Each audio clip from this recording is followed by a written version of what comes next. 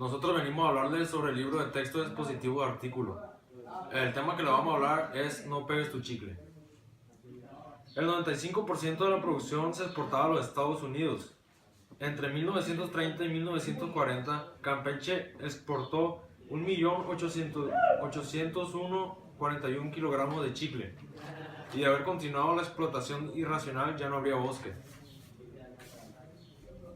En México, el uso del chicle látex que dio origen al chicle. Esto fue en el año 1390. Su origen, Manicara Zapota, Chucozapote. Recientemente, Minura Onosuka y su equipo de la Universidad de Gifu en Japón encontraron que el masticar chicle aumenta la actividad específicamente del hipocampo, región del cerebro relacionada con la memoria y el aprendizaje. Si bien aún no han descifrado el mecanismo, suponen que es probable que al masticar se reduzca el nivel de estrés. Además, el chicle se ha vuelto también un método para refrescar el aliento. Esto gracias al descubrimiento de sustancias, el sorbitol y el xilitol.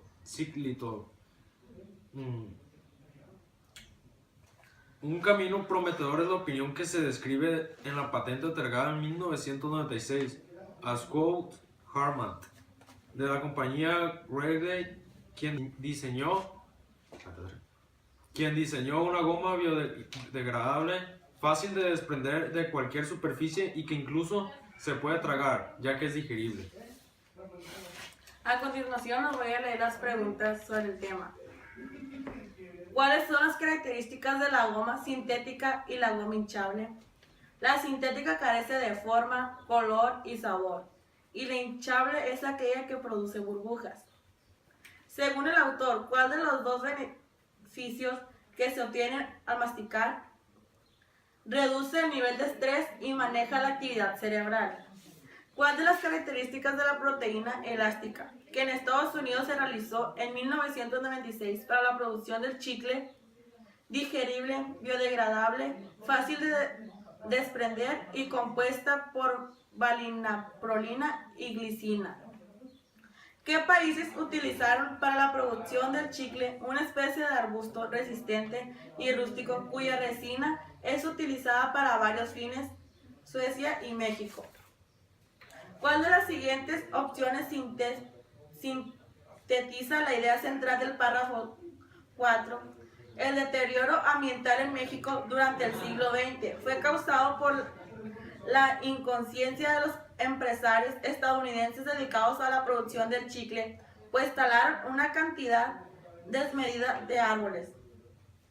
¿Cuál opción sintetiza la forma en la que el autor justifica el consumo del chicle? La historia del hombre demuestra que existe una necesidad ancestral por masticar diferentes elementos de la naturaleza. Especialistas de nuestra época han demostrado que este fenómeno se debe a la liberación del estrés que produce el hábito de masticar.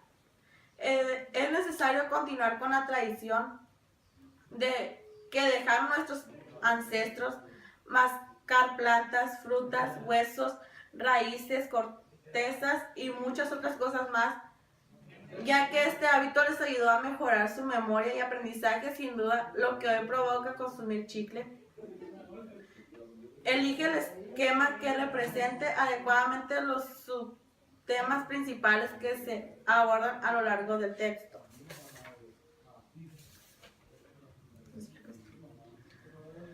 El tema es industria del chicle en Estados Unidos. Diferencias entre el chicle y la goma de mascar. Razones por las que se consume el chicle. Composición y estudios sobre el chicle. Origen de la goma de mascar sintética y la goma biodegradable. Solución a los malos hábitos relacionados con el chicle. Origen de producción y consumo del chicle en México. La siguiente pregunta: ¿cuál es el nombre común de Manicara Zapota, árbol chicozapote? ¿Cuál es el propósito de la tabla que acompaña en México al texto? Ilustra los principales momentos históricos del uso del chicle. ¿Qué relación existe entre las siguientes cláusulas? La segunda cláusula contradice la idea de la primera. que es hoy en día el criterio más importante para relacionar un chicle ya no es la textura de la goma, sino el sabor. Lo que es un hecho es que el chicle sin azúcar y con edulcorante de bajo contenido,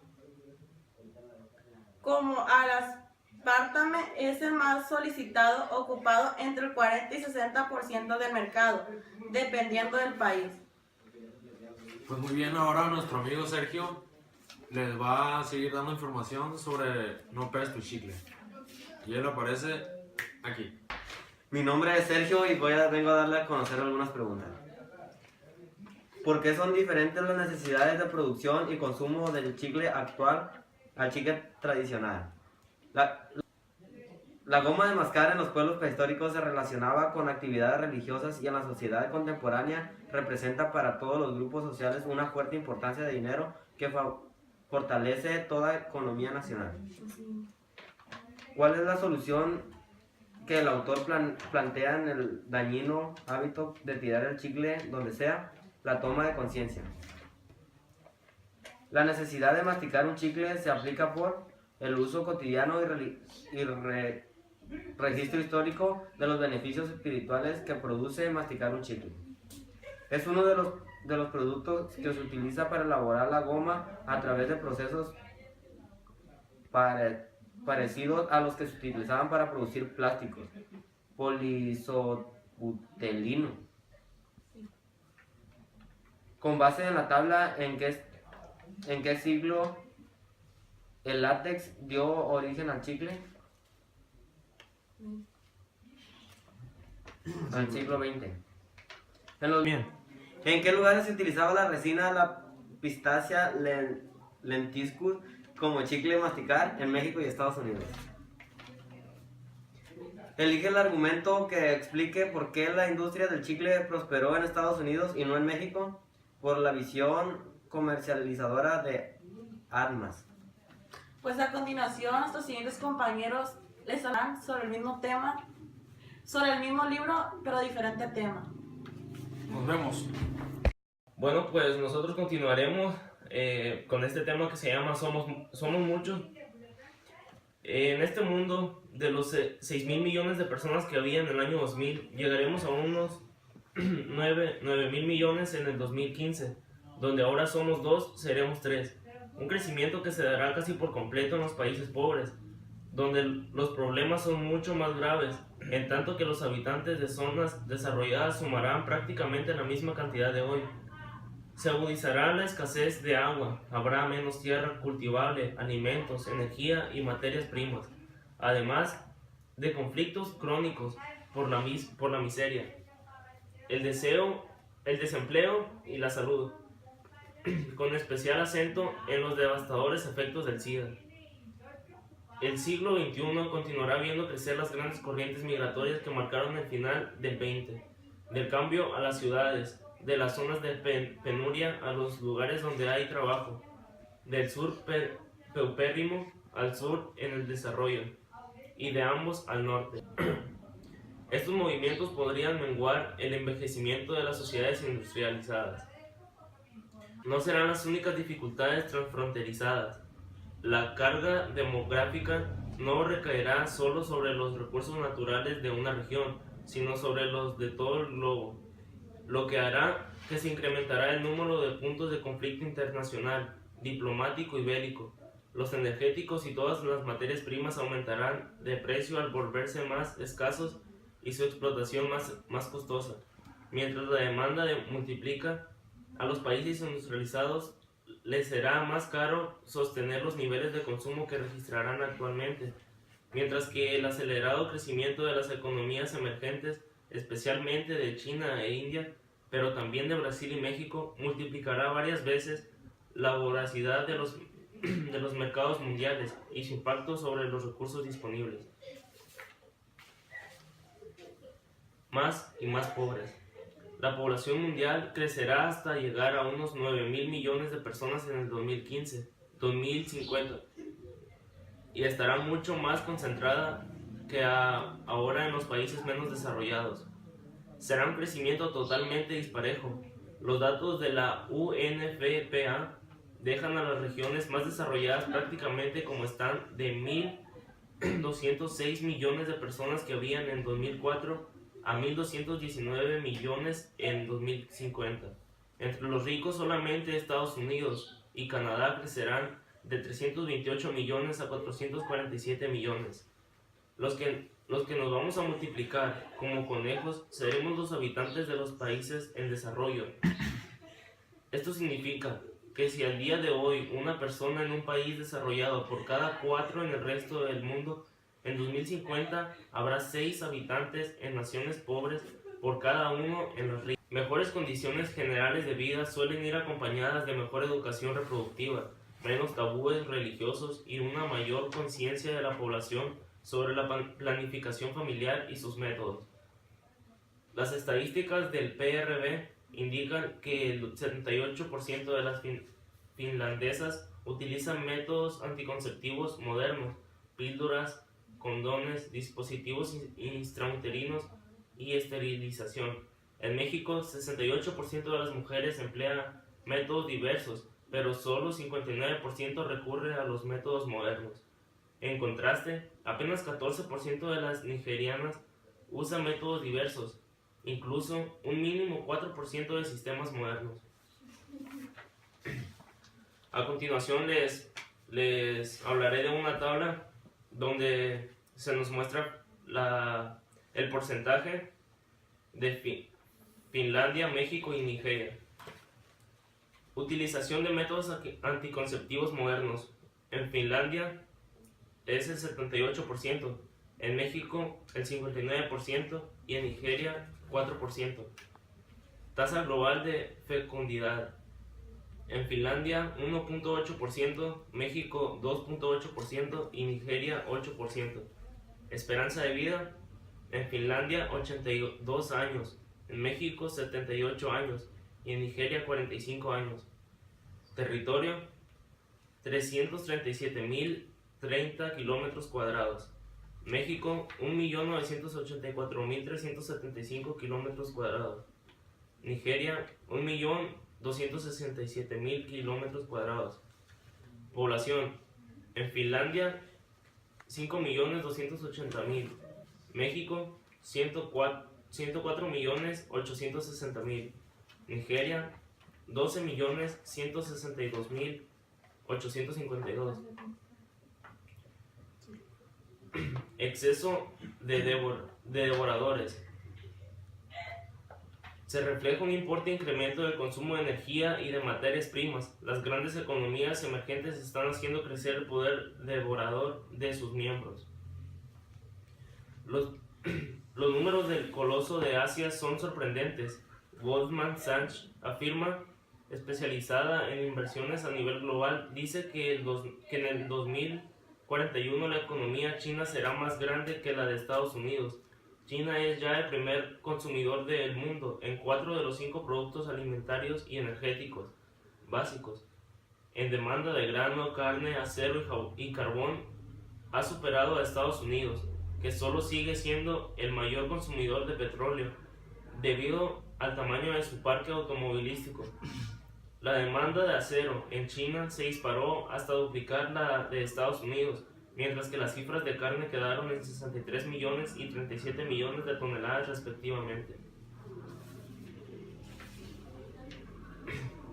Las consecuencias, según el UNFPA, son las siguientes. Cada año mueren 500.000 mujeres en el mundo por complicaciones en su embarazo o parto y falta de asistencia sanitaria. Se producen 22 millones de abortos y más de 200 millones de mujeres contempladas en el proyecto carecen de acceso previsto a métodos anticonceptivos y educación reproductiva. El plan de El Cairo propone actuar contra el SIDA, pero la falta de entrega de los recursos contribuyó a 5 millones de personas que contagiarán con VIH-Sida durante el año 2003 y otros 3 millones murieran. El panorama que las cifras anticipan desalienta hasta el más entusiasta. ¿Cuánto tiempo seguiremos sin entender? A continuación, nuestra compañera Rocío les les hablará de unas preguntas con sus respectivas respuestas. Bueno, mi nombre es Rocío y como dijo mi compañero, les voy a hablar de las preguntas acerca del tema de Somos Muchos. La primera es, los dos fenómenos paralelos a los que se hace referencia en el párrafo 9 son. Aquí la respuesta sería la C, porque dice que es la capacidad adquisitiva de países ricos que incrementan el consumo de energía y materias primas, y las grandes economías emergentes que acrecentan el poder devorador de miembros. Es lo que nos habla en ese párrafo. En la 2 sería, el país que consume más petróleo por tener el mayor parque vehicular es, y el que consumiría más petróleo en el que produce Arabia Saudita es. En esta sería la A, porque el que consume mayor petróleo es Estados Unidos. Y el que consumirá más de lo que produce Arabia sería China. En la 3, ¿por qué motivo la utilización de anticonceptivos modernos es de 4% en Níger, 59% en México y 78% en Finlandia? En esta le pusimos que era la A, porque hay mayor conciencia en la población sobre la planificación familiar y sus métodos en los países desarrollados. La 4, de los países que se incluyen en la tabla, ¿cuál muestra mayor promedio de hijos que tendrá una mujer a lo largo de su vida?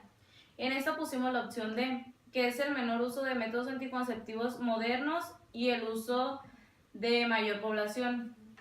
Porque con los métodos anticonceptivos modernos es menos probable que salga una persona embarazada. O sea, y si la utilizan menos, sería mayor posibilidad de que salieran embarazadas. ¿Cuál es la idea central del párrafo 2? Sería la A, el crecimiento económico y la industrialización de los países con economías emergentes traerán como consecuencia la sobreexplotación del medio ambiente y su contaminación.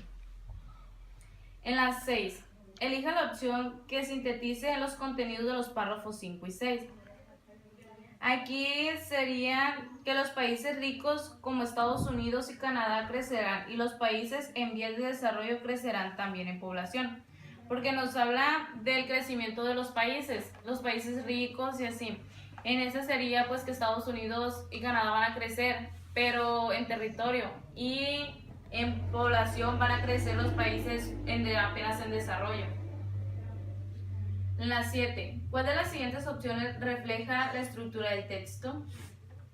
1. Exposición de las consecuencias del problema. 2. Exposición del problema. 3. Presentación de la diferencia entre países con diferentes circunstancias.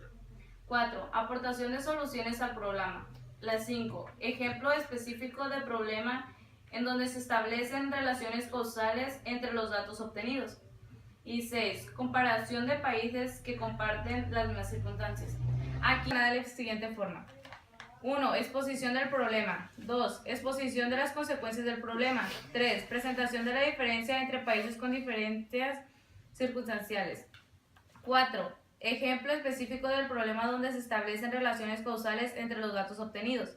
5. Comparación de países que comparten las mismas circunstancias. Y 6. Aportaciones de la solución al problema. 8.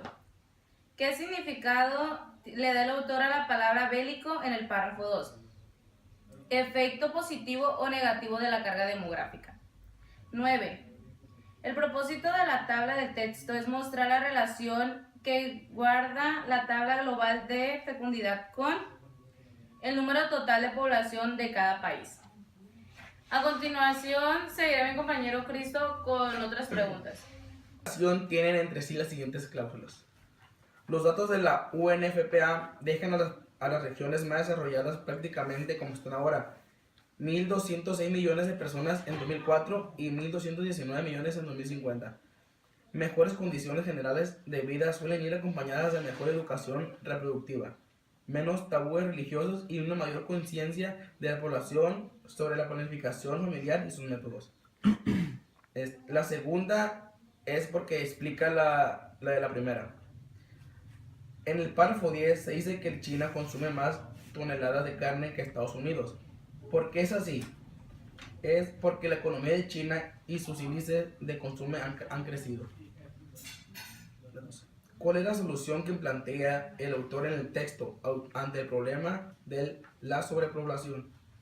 Es porque combatir la situación de miseria y falta de educación reproductiva. Elija una medida que debe ser adoptada para controlar parte del problema central que plantea el texto: el acceso a métodos anticonceptivos y educación reproductiva en los países en desarrollo. Entonces, ¿a qué concepto hace referencia el autor con la siguiente frase? Hay una persona en un país desarrollado por cada 4 en el resto del mundo. En el 2050 habrá 6 habitantes en naciones pobres por cada 1 en las ricas. Aquí la respuesta es crecimiento demográfico desigual. Nuestra parte, y ahorita vendrán otros compañeros a aplicar otro tema. A nosotros nos tocó el tema Ciudad entre nubes. Este nos habla sobre la respiración en la comunidad, en la respiración. Esta está convirtiéndose en una actividad de riesgo, sobre todo en las grandes urbes. La elevada concentración de contaminantes vertidos sobre los coches, la industria y las calefacciones podría incluso atacar al material genético. Cada mañana en común observaciones en las grandes ciudades de planetas, interminables hileras de vehículos paralizados sobre las vías rápidas. Y si se elevan a la vista, las chimeneas humectantes de las diversas fábricas que comienzan a producir o encontrar el turno matutino de trabajadores. El smog, combinación de palabras de smog, humo, fog y niebla, es el resultado de las reacciones químicas de los motores que emplean combustibles fósiles, a los que suman los apartados domésticos y la calefacción, y el sector fabril. Los residuos son liberados a la atmósfera como gases, vapores o partículas sólidas para mantenerse suspendidas en niveles perjudiciales de la salud humana y la vida de animales y plantas. Otras sustancias venenosas que contaminan a la atmósfera son el plomo y el mercurio. Cuando estas partículas recogen el tubo que escapa de los autos, su superficie apurosa cubre de compuestos orgánicos que al condenarse les confieren una consistencia aceitosa e impermeable. Enseguida mi compañero Alexis nos dará a conocer las preguntas del tema. La pregunta número 1 del tema es: ¿cuáles son los grupos especialmente vulnerables de los daños de la contaminación según el párrafo 13? La respuesta es: los ancianos y los niños son más vulnerables al daño de la contaminación. La número 2, la contaminación ambiental de las grandes ciudades hace que la combustión sea algo riesgoso para las personas, además de que afecta su material genético. La número 3, la exposición de las madres de altos niveles de contaminantes automotores, especialmente la relativa al benzopireno, disminuye el daño genético del bebé. Número 4. ¿Cuál es el contaminante que provoca un aumento directo en el número de personas enfermas, el tiempo que dura la enfermedad y el tiempo de dolencias que experimentan? Son las partículas suspendidas en el aire. La número 5. ¿Cuál es el tema central del párrafo 5? El tema central es la explicación sobre las partículas de Huygens que sobreviven y causan el daño del ser humano. Número 6. Elija la opción que sintetice la hipótesis de la doctora Pereira sobre las anomalías de la contaminación ambiental provoca en el ADN. Gracias a sus investigaciones se ha estudiado el ambiente urbano y los cambios casi imperceptibles que ocurren en el organismo humano. La número 8. ¿Qué significado se le da en el texto a la palabra morbilidad? Consistencia de las enfermedades. La 9. ¿Cuál es el objetivo de la tabla en el texto? Informar el tipo, origen y efecto de los componentes de la contaminación del aire. 10. ¿Qué relación existe entre las siguientes cláusulas? 1. Los niveles de ciertos contaminantes pueden causar una serie de anomalías. 2. Las autoridades sanitarias deben determinar si las regularizaciones vigentes protegen a los niños en gestación. Y es una aclaración. 12. ¿Qué medidas existen para prevenir el daño en el material genético de los fetos cuyas madres viven en grandes ciudades? Promover la investigación epidemiológica molecular y adaptar normas estratégicas para mantener el aire limpio de las ciudades. La 11. Las partículas constantemente permanecen en el aire en vez de deshacerse en la lluvia. ¿Por qué? Reaccionan químicamente con el oxígeno. 13. El recalentamiento del aire y de las mareas por el desequilibrio químico de la atmósfera proporciona una mayor incidencia en las enfermedades de niños y jóvenes. 14. La epidemiología molecular se dedica al estudio de las causas, propagación, extensión y prevención de distintas epidemias. Y la última, ¿por qué considera el calentamiento global como una de las amenazas de la diversidad biológica? Porque provoca una alteración en el hábitat de las especies animales y vegetales. Esto ha sido todo por parte de nuestro equipo. Espero que les haya gustado y que les haya servido la información.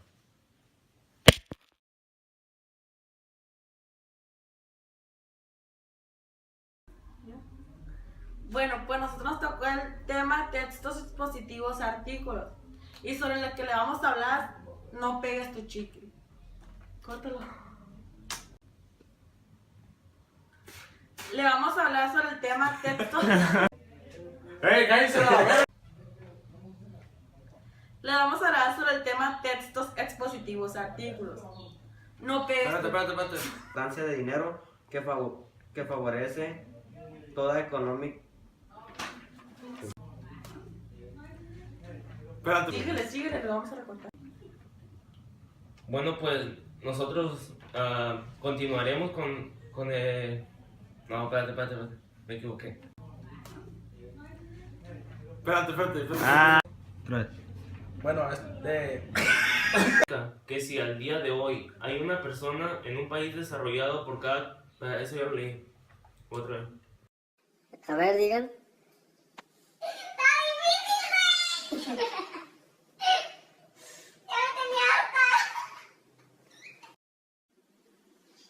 Ay, esta tarea estaba difícil. Bueno, esto ha sido todo por nuestra parte. Suscríbanse al canal. Suscríbanse. De gratis. ¡Au!